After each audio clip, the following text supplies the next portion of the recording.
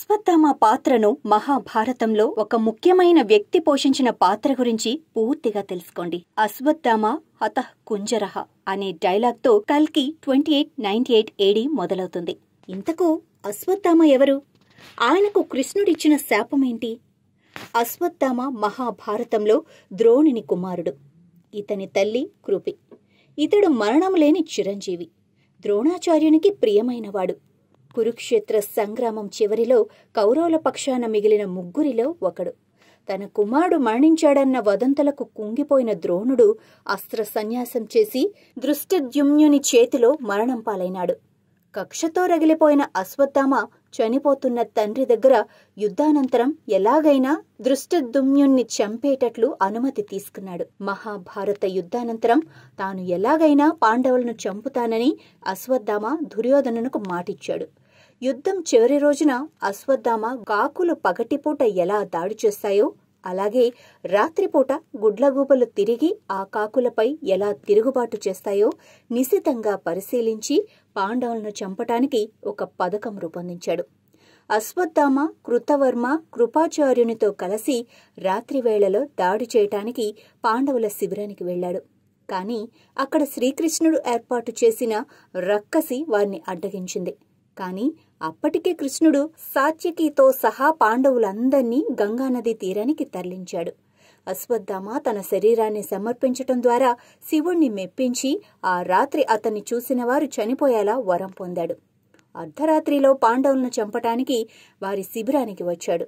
ద్రౌపదీ పుత్రులైన 5 మంది ఉప పాండవులను చంపేస్తాడు. ఇది తెలుసుకున్న పాండవులు అశ్వత్థామను వెంబడిస్తారు. అర్జునుడు అశ్వత్థామతో యుద్ధానికి తలపడతాడు. అశ్వత్థామ బ్రహ్మాస్త్రాన్ని ప్రయోగిస్తాడు. ప్రతిగా అర్జునుడు కూడా బ్రహ్మాస్త్రాన్ని ప్రయోగిస్తాడు. ఆ రెండూ ఢీకొంటే ప్రళయం తప్పదని భావించిన ఋషులు ఇద్దరినీ బ్రహ్మాస్త్రాన్ని ఉపసంహరించుకోమంటారు. అర్జునుడు విజయవంతంగా బ్రహ్మాస్త్రాన్ని ఉపసంహరించుకోగా అశ్వత్థామ అలా చేయలేకపోతాడు. కాని ఆ బ్రహ్మాస్త్రానికి ఏదో ఒక లక్ష్యాన్ని చూపించాలి కనుక పాండవుల మీద ద్వేషంతో రగిలిపోతున్న అశ్వత్థామ పాండవ స్త్రీల గర్భాల మీదకు దారి మళ్లిస్తాడు. వారిలో అర్జునుడి కోడలు ఉత్తర కూడా ఉంది. ఆమె కడుపులో ఉన్నది పాండవుల తర్వాత సింహాసనాన్ని అధిష్ఠించాల్సిన పరీక్షిత్తు. బ్రహ్మాస్త్ర ఫలితంగా పరీక్షిత్తు తల్లి గర్భంలోనే మరణిస్తాడు. కాని కృష్ణుడు తన యోగమాయతో మృత శిశువును తిరిగి బతికిస్తాడు. అశ్వత్థామను 3000 సంవత్సరాల పాటు కుష్ఠవ్యాధిగ్రస్తుణ్ణి కమ్మని కృష్ణుడు శపిస్తాడు. పరీక్షిత్తు ఇతని కాలంలోనే కలిపురుషుడు వస్తే అతనిని ఓడిస్తాడు. ధర్మరాజు అనంతరం పరీక్షిత్తునకు పాండురాజ్యానికి పట్టాభిషేకం చేశాను. పరీక్షిత్తు 60 సంవత్సరాలు రాజ్యపాలన చేశాను. చంద్రుడు, సూర్యుడు మరియు బృహస్పతి కలిసి కర్కాట నక్షత్రంలో ఉన్నప్పుడు మరియు ముగ్గురు ఒకేసారి చంద్రుని భవనం పుష్యలోకి ప్రవేశించినప్పుడు ఆ ఖచ్చితమైన క్షణంలో సత్య లేదా కృతయుగం ప్రారంభమవుతుంది. విష్ణువు యొక్క కల్కి అవతారం నిష్క్రమించిన తర్వాత ఏం జరుగుతుంది?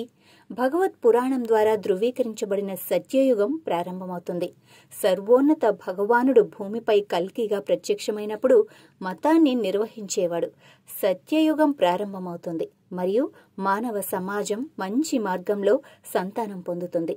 కల్కి అనే పేరు కల్ నుండి వచ్చింది. దీని అర్థం సమయం. అసలు పదం కల్కి అయి ఉండవచ్చు. తెలుపు గుర్రం నుండి ఇది కల్కిగా రూపాంతరం చెందింది. కల్కి విష్ణువు అవతారం. అవతారం అంటే అవరోహణం మరియు మానవ ఉనికి యొక్క భౌతిక రంగంలోకి దైవిక అవరోహణను సూచిస్తుంది. గరుడ పురాణం 10 అవతారాలను జాబితా చేస్తుంది.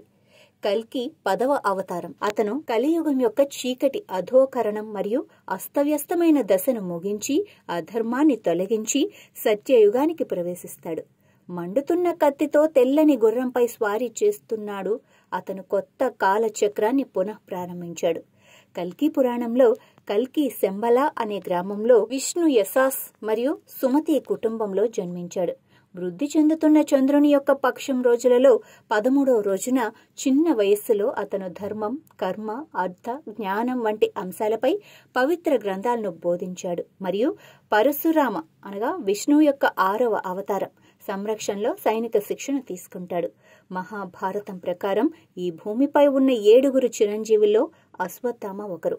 అందులో పరశురాముడు, కృపాచార్యుడు, వ్యాస, అశ్వత్థామలు కలిసి కల్కిని చూసేందుకు హిమాలయాల్లోని సంబల అనే ప్రాంతానికి చేరుకుంటారని కల్కి పురాణంలో ఉంది. పరశురాముడు స్వయంగా కల్కికి అన్ని విద్యలు నేర్పి గురువుగా వ్యవహరిస్తాడట. వీరంతా కలిసి కల్కి ధర్మ సంస్థాపనలో సహాయం చేస్తారని అందులో పేర్కొన్నారు. ధర్మం అదుపు తప్పినప్పుడు కలియుగం చివరిలోనో కల్కి వస్తాడని ఆ శాస్త్రం చెబుతుంది. అశ్వత్థామ కల్కి యొక్క అత్యంత విశ్వసనీయ సలహాదారులలో ఒకడని చెప్పబడింది.